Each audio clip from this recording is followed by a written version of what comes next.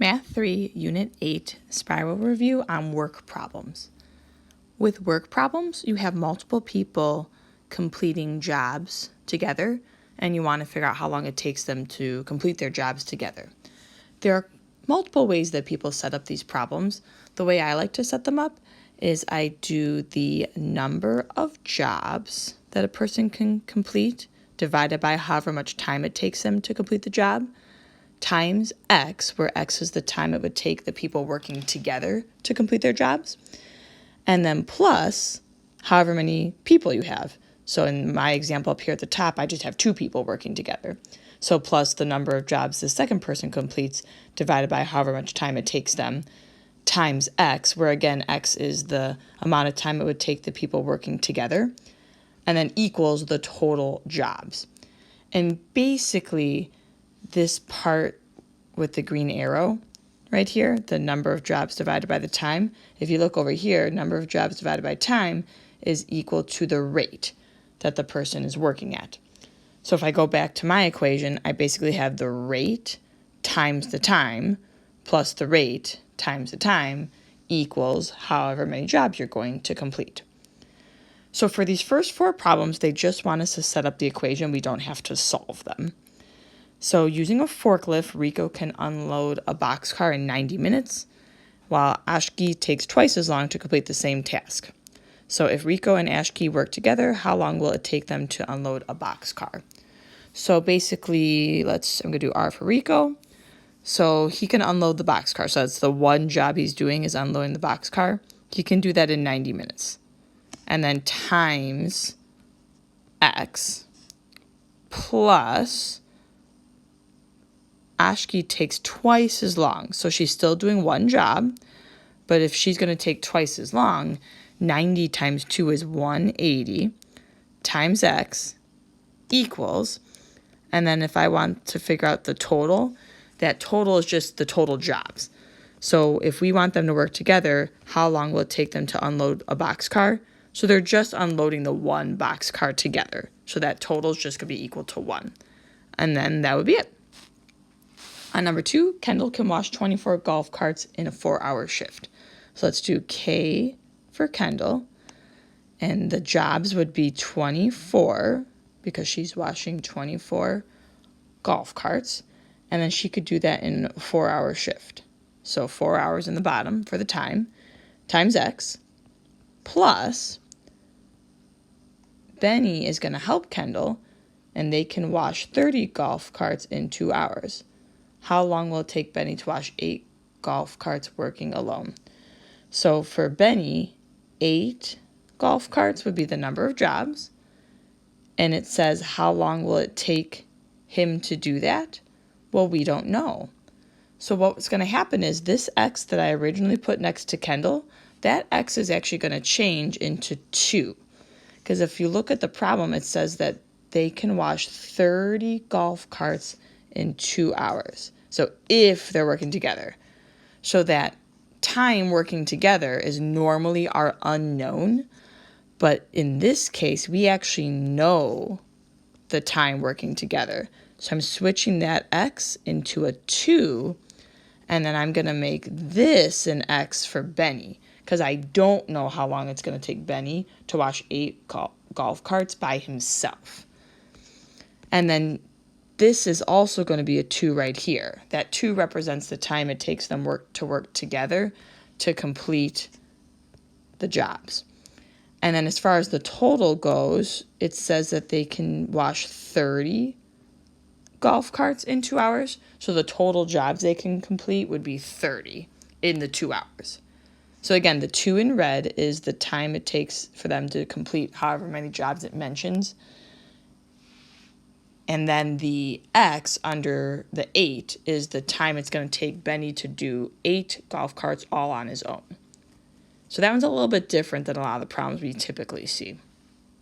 For number 3, Cleo can paint a room in 8 hours.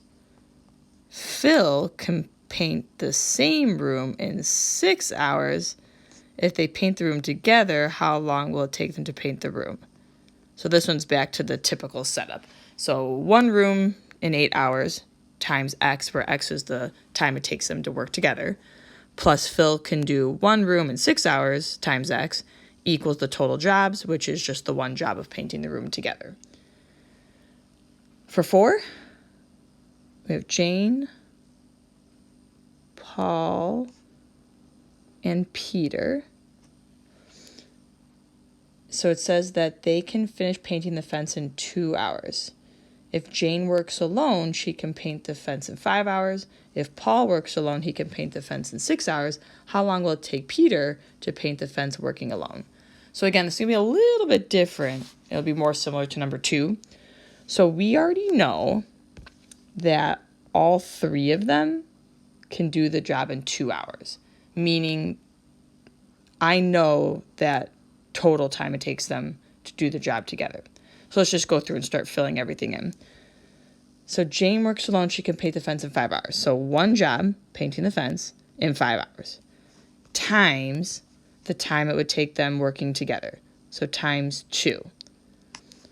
Plus, Paul can do it in 6 hours if he works alone. So one job of painting the fence, he can do it in 6 hours times the time it would take them working together, so times 2. Plus, Peter's going to do that same job, but we don't know how long it's going to take him to do it. That's what we're trying to solve for. So that's going to be X, and then times how much time it takes them working together, equals the total jobs, which is just them painting the one fence. And then that should be it. For the last part of the review, we actually want to solve the problems after we set them up. So on 5, we have Anne and Bob. Anne and Bob. So Anne can complete 8 jobs in 3 hours. Bob can complete 10 jobs in 7 hours. So X is the time working together. X is the time working together equals the total. If they work together, how long will it take them to complete 45 jobs? So total jobs would be 45. So as far as actually solving this goes, there are multiple ways to do this, but let's stick with the way we went over in class. So since these equations have fractions, we're going to multiply by the least common denominator to get rid of all of the fractions. So my LCD is going to be 21 because 3 times 7 is 21, and 21 is the smallest multiple that 3 and 7 have in common. So I want to multiply everything by the LCD of 21. So all of these get multiplied by 21. So if I want to do a little reducing first before I multiply everything together, in that first fraction, 21 divided by 3 is 7. So this 3 in the bottom canceled out completely, and then the 21 up top turned into a 7. In the second fraction, 21 divided by 7 is 3. So the 7 in the bottom is gone completely, and then the 21 up top turned into a 3. So let's go ahead and start multiplying. So that first fraction, we have 8x times 7. That second fraction, we have 10x times 3. And then in the back, we have 45 times 21. So 8x times 7 is 56x. 10x times 3 is 30x. And then 45 times 21 is 945.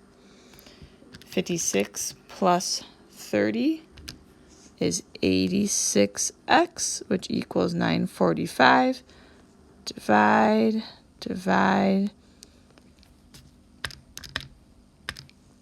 And we should get an ugly decimal. So x is about 10.99. Now, we don't really have any rounding directions, so I wouldn't be super picky on this.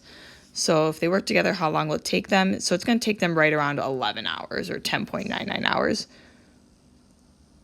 I'll go ahead and just leave it 10.99 hours. But if somebody told me 11, that'd be totally fine since we didn't give you rounding directions.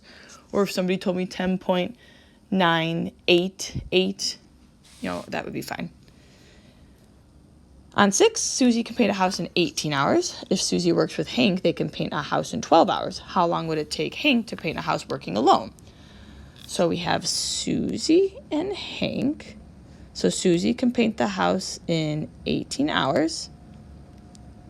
And then if Susie works with Hank, they can do it in 12 hours. So 12 is the time it takes them to do it working together.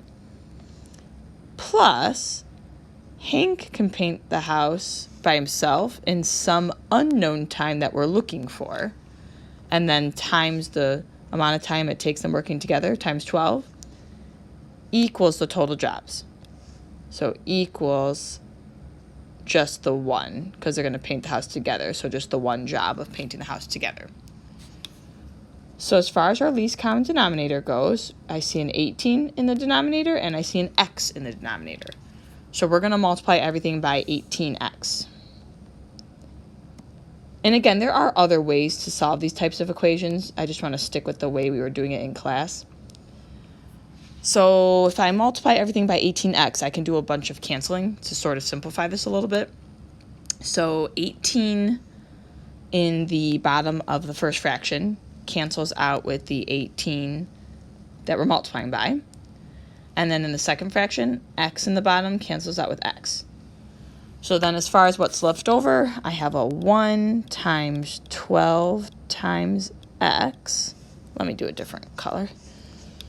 Let's do that one. So 1 times 12 times x plus, in that second fraction, we have a 1 and a 12 and an 18. And in the back, 1 times 18x is just 18x. And then we should be able to just go from here. So 12x plus 12 times 18 is 216 equals 18x. And then just keep solving like normal. So I'm going to subtract 12x from both sides.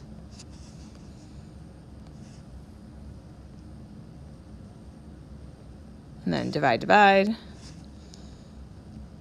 And we get 36.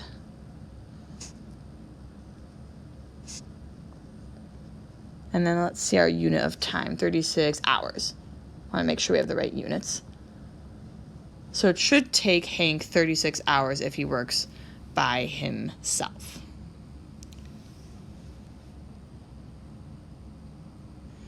Looking at 7, Marcos can write 5 announcements in 9 minutes, and DeAndre can write 4 announcements in 7 minutes. How long would it take them working together to write 20 announcements? All right, so Marcos, 5 announcements, 9 minutes. DeAndre, 4 announcements in 7 minutes. So jobs divided by time and jobs divided by time. And then for the total, how long will it take them to do 20 announcements if they're working together? And then I need to do this x here represents the time it takes them working together, plus this x here represents the time it takes them working together. So there's our setup. Now let's figure out our least common denominator. So for 9 and 7, the least common multiple would be 63. So we want to multiply everything by the least common denominator of 63.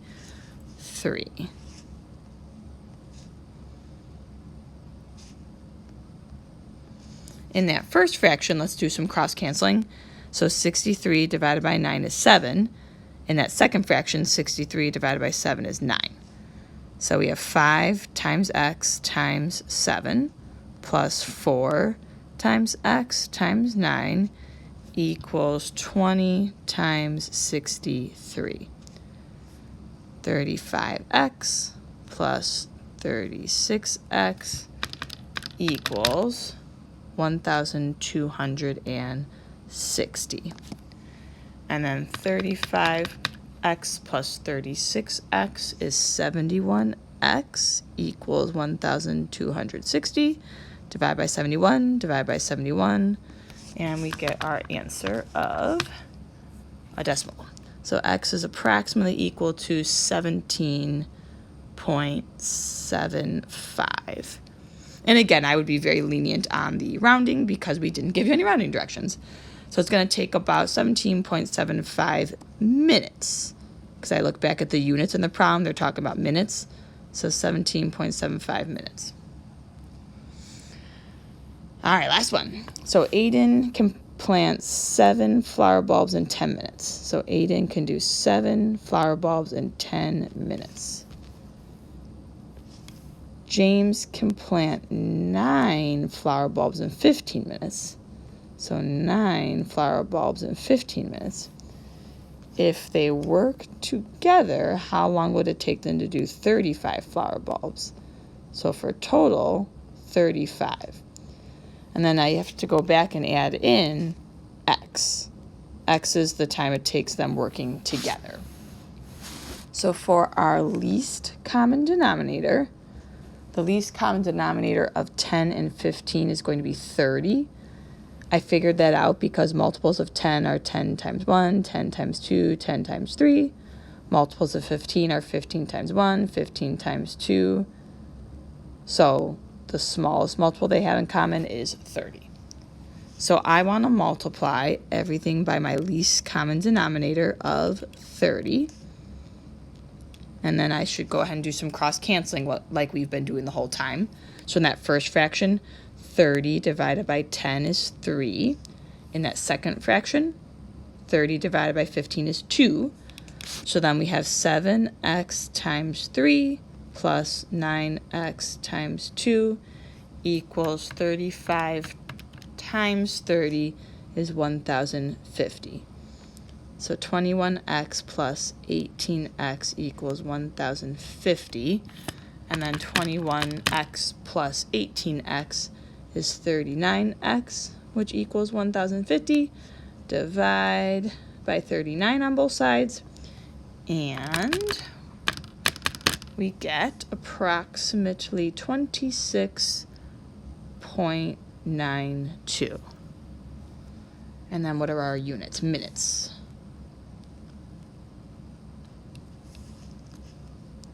All right, and that should be it.